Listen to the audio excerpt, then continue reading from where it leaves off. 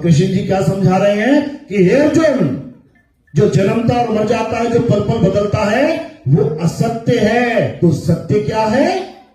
हे अर्जुन, आत्मा ही सत्य है। इस आत्मा का ना तो कभी जन्म होता है और ना ही इस आत्मा की कभी मृत्यु होती है। ये आत्मा अजन्मा है, नित्य है, शाश्वत है, अचल है, अडोल है। ये सदा सदा स्थिर रहने वाला है। इसका कभी ना तो जन्म होता है, ना कभी मृत्यु होती है।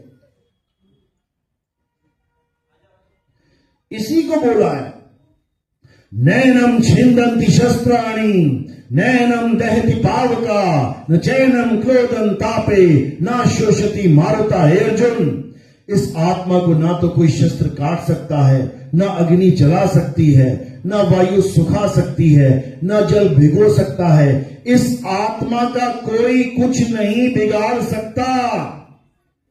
तो पूजनीय क्या है, शरीर या आत्मा? बस इसी को समझना है। जहां जहां कृष्ण जी ने आत्मा की बात करी, सबने ढक दिया, छुपा दिया, और जहां उन्होंने कहा कि मेरी शरण में आ जा, उसको उजागर कर दिया और शरीर की शरण में भेज दिया। किसकी शरण में भेज दिया? शरीरों की शरण में भेज दिया कि कृष्ण जी की मूर्तियां बनाओ, कृष्ण जी की फोटो लगाओ, कृष्ण जी एक इंसान हैं, उनकी पूजा करो। जबकि वो कह कह के थक गए गीता में, हे अर्जुन, गलती से भी मुझे एक नर रूप में इंसान मत समझ लेना। ये इंसान मेरा रूप नहीं है, नहीं है। तो क्या है मेरा रूप? मेरा रूप अविनाशी आत्मा है। आत्मा है मेरा रूप। ये शरीर, ये मैं नहीं हूं। ऐसे पता नहीं कितने शरीर मैंने धारण करके छोड़ दिए। सबसे पहला अवतार मत्स्य अवतार, मछली का शरीर धारण करके छोड़ दिया, तो मुझे मछली मत समझ लेना। दूसरा अवतार कुर्म अवतार, कछुए का शरीर धारण करके पूरा समुद्र मंथन करके छोड़ दिया, मुझे कछुआ मत मान लेना। वो केवल शरीर है जो मैंने धारण किया और छोड़ दिया। तीसरा अवतार वरा अवतार, मुझे कहीं वरा मत, जंगली सुअर मत मान लेना, मैं वो भी नहीं हूं। चौथा अवतार नरसिंह अवतार, आधा आदमी आधा शेर, मुझे कहीं गलती से नरसिंह मत मान लेना, मैं वो भी नहीं हूं। अगला अवतार वामन अवतार, अगला अवतार परशुराम अवतार, अगला अवतार राम अवतार, अगला अवतार कृष्ण अवतार। जब इंसान वाले अवतार लेने लग गया तो तुमने पक्की मोहर ही लगा दी कि मैं इंसान ही हूं। जब मैं मछली नहीं, जब मैं कछुआ नहीं, जब मैं वराह नहीं, जब मैं आधा आदमी आधा शेर नहीं, तो मुझे इंसान बनाने वाले तुम कौन हो भाई? ये इंसान का चोला तो मैंने धारण किया है और ये भी छोड़ जाऊंगा। छोड़ा कि नहीं छोड़ा? कृष्ण जी आए, पूरी लीला करी और उसके बाद पैर में तीर लगा, शरीर का नाश हुआ, शरीर को छोड़ के अपने धाम को चले गए। शरीर वहीं पड़ा रहा और धाम को कौन चला गया? बस इसको समझना है, इसको समझना है। यानी वो एक ताकत है जो सारे शरीरों को चलाकर भी शरीर नहीं कहलाता। ये करंट दिख रहा है तुम्हें, ये सारे पंखों को चलाने के बाद भी पंखा नहीं कहलाता। हमने कैसे उस करंट को पंखा बना दिया? हमने कैसे उस आत्मा को शरीर बना के पुजवा दिया? 2 आंखें, 2 कान, नाक, हाथ, पैर।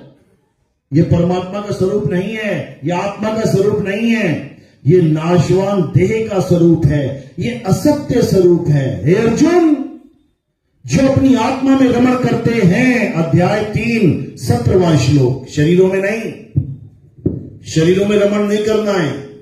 जो अपनी आत्मा में रमण करते हैं, जो अपनी आत्मा में तृप्त हैं, जो अपनी आत्मा में संतुष्ट हैं, उनके लिए कोई धार्मिक कर्म कर्तव्य लागू ही नहीं होता।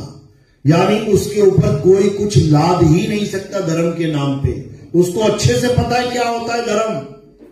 यानी अपनी सूरत को, अपने ध्यान को अपनी आत्मा में लगाना है।